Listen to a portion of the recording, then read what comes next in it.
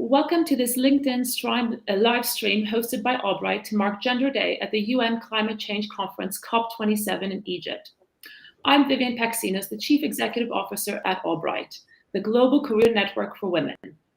I'm at AllBright headquarters here in London today, and I'm going to be joined by guests in Sharm el-Sheikh, where the COP Climate Change Summit is taking place, and in Dubai, where it's happening next year. The plan is to spend the next 30 to 45 minutes exploring where are we today, where we hope to be next year, and what needs to happen to help us get there. At AllBright, we firmly believe you've got to see it to be it. We are about empowering women to take action, but we know, although we are responsible for the life we want to create for ourselves, some women are not the authors of their own story. Women continue to bear a disproportionate burden from the adverse impacts of climate change. And yet their perspectives of women whose voices are underrepresented in climate discussions are instrumental to solving the climate crisis in a more just and fashionable way. We spoke to some of the women on the ground in Sharm el-Sheikh to ask them how they thought things were progressing in terms of getting central to the discussion around climate.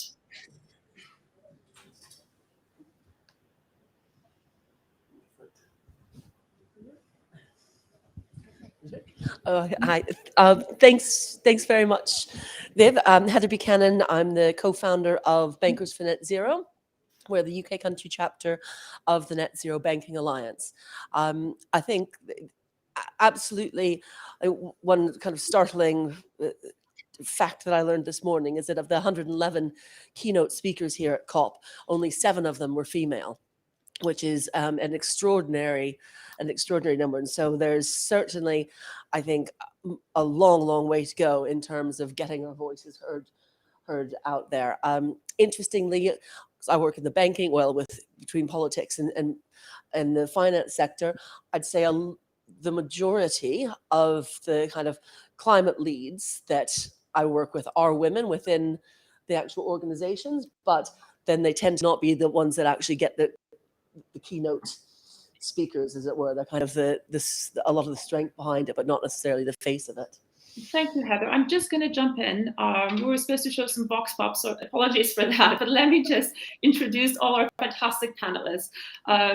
We're joined by Heather Buchanan, as you've just heard, from Bankers Net Zero, Avery Johnstone from KPMG COP27 Youth Envoy, who are at the COP27 conference in Egypt. And we have Habiba Al Mar'ashi, co-founder of the Emirates Environmental Group, who is in Dubai, which is where COP28 will be held next year. So thank you, all of you, for joining us this morning. So I'm going to start with you, Avery. Give us some observation of how many women are participating in the conversation this year. We just now a little bit from Heather, but give us your perspective. Thanks so much, and thank you so much for having me, Heather, Viv, Habiba. I think year over year, we've seen the number of women participating in COP increase. We saw it in Glasgow last year. Women came out in absolutely full force, and they're doing so again at COP27 here in Sharm el-Sheikh. The interesting observation, as Heather kind of alluded to, is really what is happening at the leadership level. So we see a number of women, particularly young women, coming out in the NGO and multilateral spaces. The Youth Pavilion is absolutely inundated with young women like myself, which gives me a lot of hope for the future, and it makes me really excited. But when we see that very stark picture, as I think has been gone viral on social media, of those 7 women in leadership positions, you see and you kind of start to question where that breakdown of gender equality really exists, and where that breakdown of engagement in the way we ascend to leadership positions really is. So it's kind of fascinating to me. I have a lot of questions about it. I think on the other side of that, we do see women quite heavily represented in the ESG space across the private sector, which is incredibly exciting. But again, it makes me question, are women being siloed into ESG as a kind of profession? They're not represented the same way across finance, across risk, across other parts of and service lines of businesses. So are they being siloed into ESG? And then equally, how do we kind of normalize ESG across those various service lines? So those are a few of kind of my initial observations. I think it's really an exciting time to see so many more women coming out, but I'm really keen to better understand where those kind of missing links are in terms of how we get young women who are so deeply engaged all the way up to those decision-making spaces. Absolutely. Thanks, Avery. And what are some of the key issues you're seeing in terms of gender and climate impact, and how can, from your point of view, policymakers, companies in the private sector, and leaders can help? Well, there's a number, Viv, so it's going to be a challenging one to answer. There's a number of ways in which I think women, particularly from a financial perspective, are disproportionately impacted. And the biggest one that comes to mind is their access to climate finance. And we see this across particularly the global south. And it's a shame that we don't have kind of representation from Africa on this panel, because it's a really important voice that I think is missing here. But one in which I think, hopefully we can allude to in terms of our solutions. And so when it comes to climate finance, women are disproportionately not able to access it, both from a number of different reasons: their lack of education in many parts of the world, their accessibility to just wider financial systems, let alone climate finance. They're disproportionately represented in refugee and migrant communities because of climate change. And so how we start to see these kinds of various perhaps challenges manifesting themselves in the finance space is one to kind of keep note of. One thing I want to kind of bring to the fore when it comes to perhaps a solutions orientation is really actually a letter that was published by an organization called Gender Smart, which is focused on climate finance, and what they call Gender Smart Climate Finance has published a letter ahead of COP27 with 2X and the Women in Finance Climate Action Group. And that really focuses on women's access to climate finance, gender inclusive climate policy, which we know we're not seeing at a particularly high level all around the world. We see it actually predominantly in countries that are impacted most by physical risk. And that tends to be predominantly in the global south at the minute. Obviously, we know that that's going to change and evolve. But I guess my question is, or my kind of interest would be, how do we look at countries in the global north and look at gender responsive climate policy and climate finance in a different way? So that's kind of one key piece. The other is gender metrics. How are we actually measuring the amount of women and non-binary folks that that are impacted by climate risk and climate disaster, both from a physical risk and transition risk perspective? And then lastly, a big gender gap in kind of decision-making spaces. So I think, to answer your question, those are kind of 4 key points that are laid out in this letter from Gender Smart. But I reiterate that there's a number of solutions that we could look into within those kind of 4 key areas, and where I think finance has a particularly pertinent role to play in both democratizing access for women, but also within our own companies being able to support, mentor, and let women kind of take leadership roles, not just in the ESG space, but more broadly, and kind of change that gender dynamics and from the top down. Absolutely. Thanks, Avery. I just want to build on those 2 points, and I'm going to go to Heather for that. Heather, the 2 last points that Avery made. So we know that UN studies show that 80% of people displaced by climate change are women, and despite the progress, as we just heard, 30% of lead negotiators, only 30% of lead negotiators are women. You're one of the most senior women at COP this year. What are your impressions about who's at the table? So I guess it's always going to be disappointing, isn't it? When we have such a disproportionate amount of representation, bearing in mind the impact levels. So I think to a certain extent, it's an aspiration that hopefully the conversation started this year, and maybe our ambition for next year is to hopefully really kind of make this a discussion point and something that we can build on and make us stronger for the coming years. And then that would be a fantastic opportunity, certainly for Dubai, to really showcase. And give everyone a sense of the progress that's made. Is it different from last year? Is it better? What are you seeing in terms of year-on-year progress? I think it's absolutely different. Is it better? It's just I would like to. It's a difficult thing to say, I think, because we were the hosts. We were in the host country last year, where felt a lot more kind of involved with the entire process, and that was just naturally by virtue of the fact that it's only a couple hours away from my house. Whereas I think some of the comments I've had from people this year, they're saying they do realize just how kind of remote we actually are from a lot of the issues that are at the forefront here. We kind of talk a good talk, as it were, but probably don't really take to heart and understand the kind of deeper complexities that we need to go for. Yeah. And we heard about the challenges around climate finance. Talk us through what is the finance sector doing to help?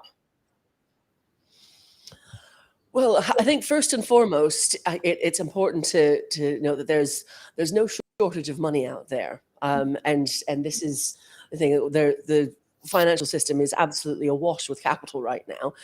It's having a hard time deploying that sometimes, primarily because of you've got a system. I mean, our entire value system has been based on the bottom line for quite a long time, and how we measure value has very much just been the cost that comes down on your product. And that's been that actual ledger system that we've got, the P&Ls, everything has been built up over quite a few hundred years now. And now in a matter of decades, we're having to kind of redo how we value things. And so the actual financial system is working very hard at it, but it's difficult because how do you kind of embed. We're getting there with the E side of it, but particularly the S and the G element.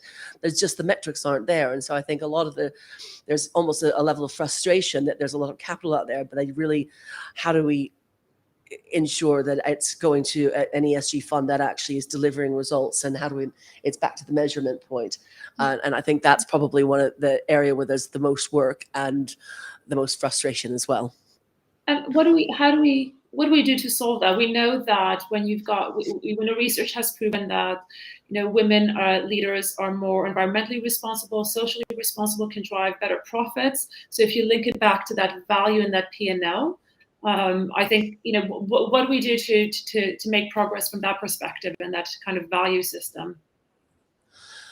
I mean, fundamentally, I think there's got to be a shift in almost what the meaning of fiduciary duty is, and that's certainly something that we've looked at. I know there's the kind of a campaign for a Better Business Act. I mean, certainly within the UK. At the end of the day, I've heard the term fiduciary duty used as a fig leaf for quite a few poor decisions, I would say, on a social level and an environmental level. So we really do have to get to the heart of what do we value. I mean, there's a very interesting project that I've been involved in called Rewired Earth, and that's very much how do we get the market signals and how do we turn the markets into a force for good. And until we kind of do that, but it's an absolutely fundamental shift in the way that we measure success. And until we get that kind of common language going and the right data that sits behind it, we're almost trying to kind of change the rules of the game on a broken market. And we really do need to kind of recenter those markets. And that's obviously quite a big deal when you're fundamentally redefining value. Thank you, Heather. I want to bring Habiba into this discussion. Before we come to you, Habiba, we do now have the Vox Pops. So I'm going to ask Matt to share these.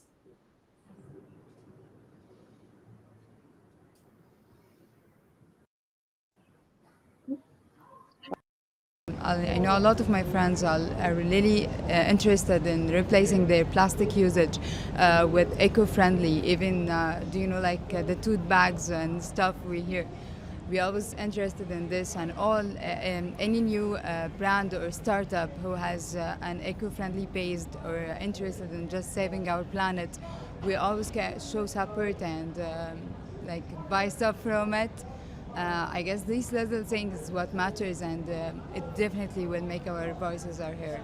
Even in regular business, when we make millions of garments, we have to cut away millions of necklines, and that is considered acceptable to throw into our landfills, where we have found an innovative way to actually tackle another problem called period poverty.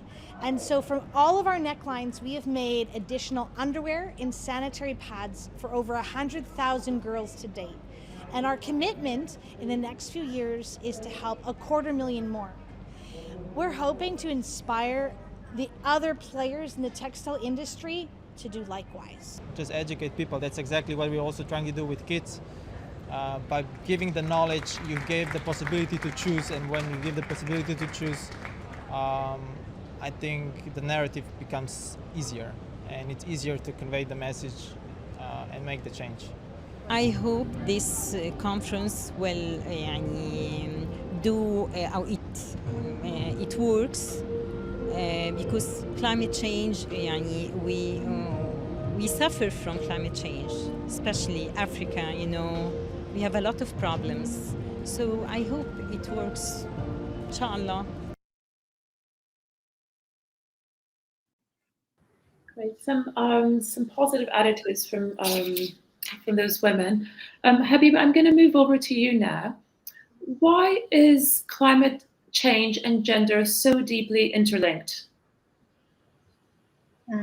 Thank you very much for giving me the opportunity and inviting me to listen to this wonderful lady talking. When you look at any issue, whether it's economic, political, socio-cultural, environmental, it impacts women. And women are proportionately half of the planet. So it may be a universal issue, an issue like climate change, but actually the way it affects males and females is different. And many researches have been done to that effect, and you can see results if you are looking at World Bank, you are looking at ILO, you are looking at UN ECOSOC and other bodies.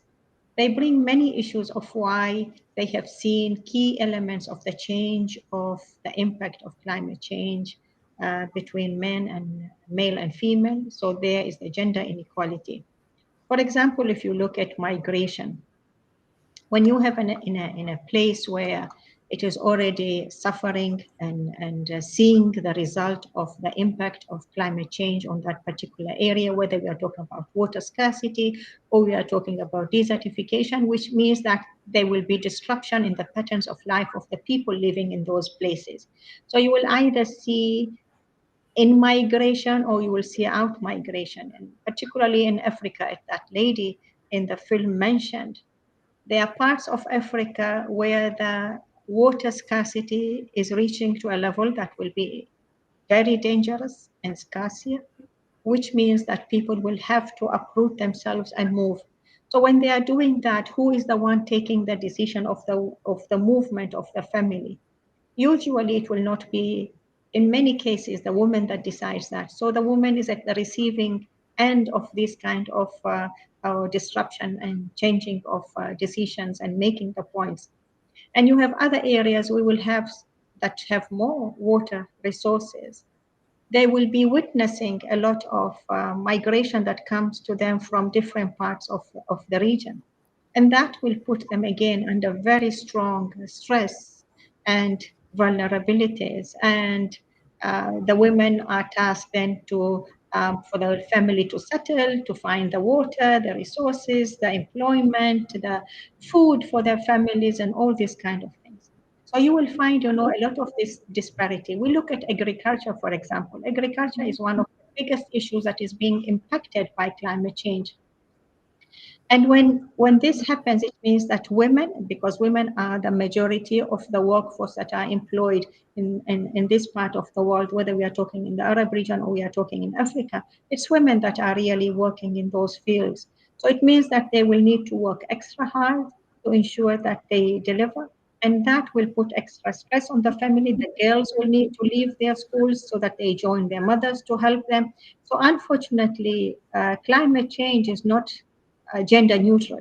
It does affect, but it affects women disproportionately than male in that regard. Indeed, what you're saying is, of course, women need more access to the natural resources, and they're often that's a key reason why they're impacted by climate change. How do you, specifically to your region, how do you see that in your region? Talk us through some of the challenges you're seeing around your region. Again, we will look at the GCC region, for example. Our challenges is different, because of the climatic condition that the region is. It's a very is a desert environment, high temperatures, scarcity of water, air pollution. And there are so many challenges that are here. But then you are looking at how do you tackle them and what is happening. And I enjoyed Heather's contribution to say the role of the financial institutions, because again, finances are the dynamo that makes the machine move, and to have the right type of finances, whether you are talking about women entrepreneurs, providing them the startup money that is required for them to start businesses, building the capacity of female in this particular region to deal with issues of climate change is still at its nascent. We are not talking about the educational part of it. There's a lot of education, and there's a lot of good, solid programs, modules that are in our universities and colleges to ensure that the young ladies are very well equipped and educated in this field. I'm talking about the general mainstream. I'm talking about those areas, those ladies that are marginalized, that are in the farms, that are in the remote areas. How do you bring them and how do you help them become less susceptible to the changes that is happening on the climate level? As mentioned, there's a lot of finances out there, but we are yet to see that channeled into the right way of helping women, helping girls to look into it. And when I say capacity building, not necessarily you are looking at formal education. Yes, they can have the main primarily required formal education, but then you need to pull them into vocational type of training, capacity building, where it will help them to be street smart, able to deal with the challenges that is dished out at them, able to deal with issues of climate change and the manifestation of climate change in all its severity, or even if it is a small issue. How do you determine the vulnerability of a nation? These are the issues that will impact if the nation is able to effectively adapt and adopt solutions, ways of life to enable the other half of the society to tackle with it. Then yes, there will be less gender inequality, and as a country, as a society, will be able to deal more with these kind of challenges. And I think yes. Go on, please, go on. And I think we need to look at what are the other areas that come to be hurdles in front of women, whether we are looking at race or we are looking at age, we are looking at color, we are looking at the language that they have, we are looking at religious perspective, we are looking at political affiliation or others. So these are all issues that affect as well and exacerbate the impacts of climate change on women and girls particularly. Yeah. Thank you for that. What are the few things that need to be done now to stop women from bearing all that burden and the effects of climate change? So we need to have those difficult discussions, which were not being, as mentioned, connecting women with climate change was not an issue that was brought forward. It's just now that we are entering into areas that were not trodden on very well. So these are difficult issues and these are difficult questions that need to be asked. Yes, you are talking about, when you look at the 500 biggest companies in the world, when you look at the leadership. So one of the issues that needs to be put on the table is the issue of leadership, women leadership in the sphere of climate change, in the sphere of sustainable development, in the sphere of connecting women and sustainable development goal number 13. So we need to be very specific and very focused, and we take step by step, but we take firm steps on those directions. We need to have all the players. I think one of the challenges that this issue has faced until now is the lack of leadership in this issue. And I think that is very important to be brought into the table to support women, bring them to the fore, build their capacity. Even if they don't have it, it is the duty of the society as a whole to ensure that we are building those capacities so that no one is left behind.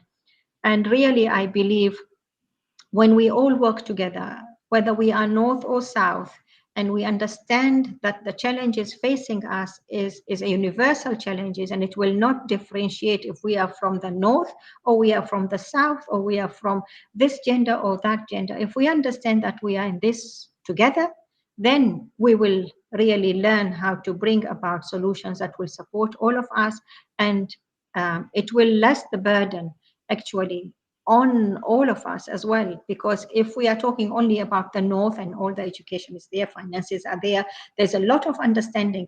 When you are talking about the financial institutions and the language that is spoken in the financial institution, there's a lot of understanding today of sustainability issues. There are a lot of good products that are coming out. There are good legislations, policies that are enabling financial institutions to be nicely pulled into the fore.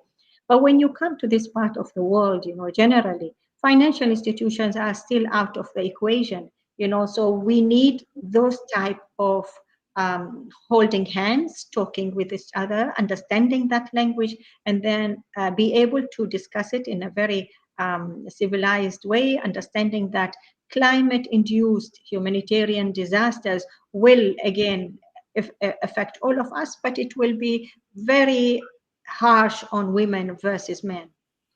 Thank you, Habiba. Avery, I feel like you want to say something. Just before I go into, I come to you. You raise really valid points, Habiba. We know that when you look at the Fortune 500 companies, only 6%, they only have 6% female leaders at the top, right? So that's not good enough. When you look at the data for women of color and diversity, it's scary. It's scary, right? It's not good enough. I guess to Heather, Avery, this is the first year that I'm really hearing more about that conversation about female representation at COP. Why is it taking us? Why is it just happening now? It's a great question, Viv. And just to build on what Habiba was saying, I think one of the other key points that might be missed in this conversation, forgive me for the flies everywhere, one of the other kind of key infrastructure points where I think that the financial sector can have a real impact from a business lens is actually looking at caregiving. I think a lot of women around the world are compounded in this, particularly women who sit within that sandwich generation of caregiving for aging parents and caregiving for children, which is really inhibiting their ability to contribute to this wider ESG conversation. And so I even know at COP27, we have panels scheduled later today, and we've struggled to find women to be able to contribute to them because a lot of women who were here for Finance Day have actually left to gone home to care for children. And so how do we fundamentally better support women to be able to fully engage in this conversation, to be able to fully access green jobs, to be able to fully upskill when we're compounded by this care burden?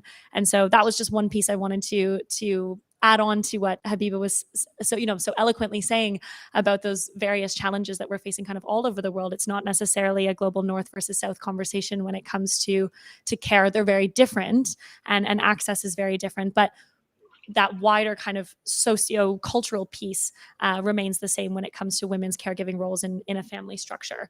To go back to your actual question, if I may, I think there's such progress that we're seeing year over year at COP, but I'm struggling to understand and to kind of conceptualize where we go from here and how we get women in those decision-making spaces. It feels oftentimes very challenging, especially kind of coming from my perspective, being a young person to, that there's so much opportunity and we're so deeply engaged in this conversation.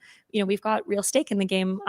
I'm 25 years old, 2050, I'll still be in the workforce. I won't be retired by that point. I'll hopefully have children by that point. So there's a real sense of urgency, particularly for young women in that space. But when we don't necessarily have role models, there's not necessarily mentorship programs, there's not necessarily kind of wider networks for women in climate. I know this is something that's, we're working on. Mary Robinson's just launched one or is launching one today, which is deeply exciting. But I think we need to kind of also set a roadmap for young women and their participation, both in ESG and within the finance sector, to be able to kind of see where we go from there and be able to build on that progress in that snowballing kind of way. Heather? Yes, certainly. I think one of the interesting things, and you kind of we're talking about transition plans and the role of business and everything in here. And one of the big real successes, I think, from last year was the transition plan, that we're making transition planning basically mandatory for larger companies in the UK. And there's a task force working on a thing. I mean, once we really start to flesh out the details of the transition plan, that's going to be a massive opportunity to really start to benchmark this progress in a way that we can kind of hopefully create a glide path and a just transition rather than the cliff edges, which inevitably will happen if we don't have that fleshed out. So I think that, and it's an interesting point you say about the caregiving element as well, because I certainly still regularly get asked. I live in Scotland, work in London, obviously I'm away here for 2 weeks, and I am still asked quite regularly whether or not my husband minds that I go away for that amount of time, and whether my children mind.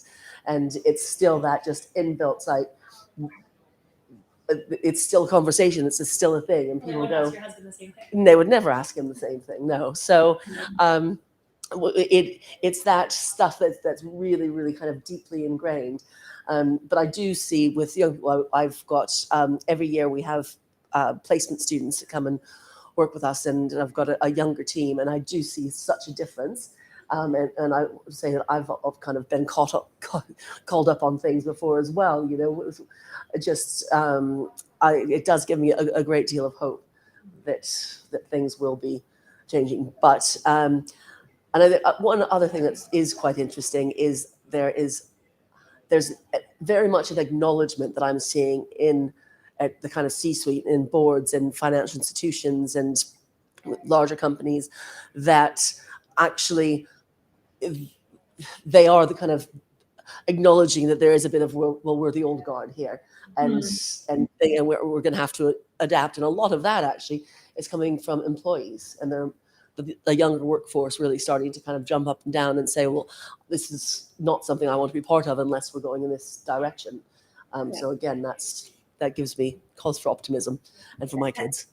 And I see a lot of acknowledgement. What I don't see enough of from big corporations is strategy to actually make that change and create actionable change, which I think is key to. Avery, you mentioned at the beginning where usually ESG tends to be that a female leading that, but we need more than just ESG. We need the executives, we need the CEOs, we need the seniors at these big corporations to really engage and come up with really strong strategies that will help us drive that action. Absolutely. And I think, Sorry. there was a bit of feedback there. Oh, are we all good? Yeah, you're good. Okay, perfect. I think if I may add one point to that as well, to Habiba's point, it's about intersectionality and intersectional, climate justice and strategy that way. We can't just necessarily, put a bunch of women on a board and expect amazing things to happen. So it's about looking at those various, if we're looking at those kind of various traits of whether it's race, whether it's income, whether it's geography, whether it's language, whether it's, all of these different pieces, whether it's sexual identity, whether it's you have children, you don't have children, we need a diverse range of people to be contributing to our overall strategy, or else it's not going to be effective. I had someone once tell me, oh, well, we're not going to get to, gender equality is not going to matter if the world's on fire in 2050. And in front of hundreds of people, I got a bit spicy and I said, well, the world's not going to be on fire by 2050 if you start to engage women and other, particularly marginalized groups in this conversation now. These solutions that we're focused on, and it's slightly challenging from a financial sector perspective, but the wider kind of conversation around climate solutions needs to have women deeply engaged. It needs to have Indigenous people. It needs to have all of these things, and young people in particular. So when it comes to the question about climate strategy in particular, I would urge organizations to consider, as you say, Heather, your younger population, because they're deeply engaged in this conversation. How do you create kind of youth networks or youth advisory boards or committees that are gender diverse, that are racially diverse, that have kind of climate justice at the heart of them, to even bounce ideas off of? We might not be experts in financial systems because we're so new in our careers, but we can share a perspective that might otherwise be missed from other people that kind of sit in one very specific demographic of power, and fundamentally changing that to be able to democratize access to power, I think, is where we're going to come to really inclusive solutions. It might take a little bit longer, but I think taking a little bit longer and doing it in a thoughtful way will inevitably end up in a better place than rushing to have a climate strategy that's not going to be sustainable in and of itself, and not engaging young people, not engaging women, and not engaging marginalized communities is an absolute mistake for businesses today. Thanks, Avery. I've got time for one more question. There's a comment in the chat says, I hope Dubai recognizes the global reaction to the lack of women representing the climate at COP27, come back stronger, equal, good. So let me take that and build on to one more question for each of you. What do you hope COP28 will bring to the region? Habiba, I will go to you first, being based in Dubai. What do you hope it's going to bring to the region next year? I really look forward that it will be a manifestation of the results and resolutions that were adopted in COP27. I look forward to a very strong collaboration of the international, regional, and national efforts, inclusive of governance measures in the face of climate change. I look forward, and I know that COP28, one of the main themes will be youth. So there is a lot of youth empowerment. You are talking about youth councils that is already nicely taking place. And, since it was announced that UAE is hosting COP28, you would see everybody has started jumping on board. Everybody is really rallying around this whole concept. And I'm seeing a beautiful unity, exactly like during the time that we saw for Expo 2020. Everybody, regardless of their gender, nationality, space in life, a position, whatever, everybody was working to the same goal. So I really look forward to building a lot of synergies, giving leadership roles. And at Emirates Environmental Group, we are known for our strong outreach programs that we engage all sectors of the society. And you will be amazed to see in every single program that we do, particularly I have a program next week. It's a competition between universities and colleges on the level of the Arab world. And you would see around 60 to 65% of the competing teams are girls. And they are very passionate about the different sustainability issues and coming up with practical solutions that needs to be put in front to deal with these kind of issues. So I know, and I look forward to having gender to be one of the main issues that will be put on the table to be discussed by everybody, to be mainstream, to be, we need to get out of the comfort zone, really. We need to bring these issues up there, and we need to have a practical, tangible solutions. As EcoSoc was saying, that they advising that the issue of gender equality and other requirements connecting these two issues should be in all the regulations, practices on the national level, ensuring that it meets with the global requirements and obligation, so that there is a good positive synergy that comes out of it that will help us deal with this by 2030. And UAE has announced 2050 to be carbon neutral country. So that requires a lot of work, and we cannot afford to leave half of the society not included. So I think, I'm looking forward, and I'm very optimistic and very excited to be, inshallah, hosting COP28 in Dubai. Look forward to see you all here. Thank you, Habiba. Very quickly, I'm going to go to Avery and Heather for quick answers on what you hope COP28 will bring. So everybody says that kind of COP26 was commitments, and now there's kind of a mobilization. And really, I think the next step, and this is certainly, I'll just speak to the private sector, getting transition plans in place, really setting those targets at a very granular level, rather than just the big picture stuff, will mean that things really start to move in a different direction. And I think that's where we really need to get to. Thank you, Heather. Yeah, I would echo that. I think transition planning is going to be a big piece of this, but I think that kind of demonstrated progress is going to be, where I'm really excited to kind of see organizations, particularly the private sector, take space.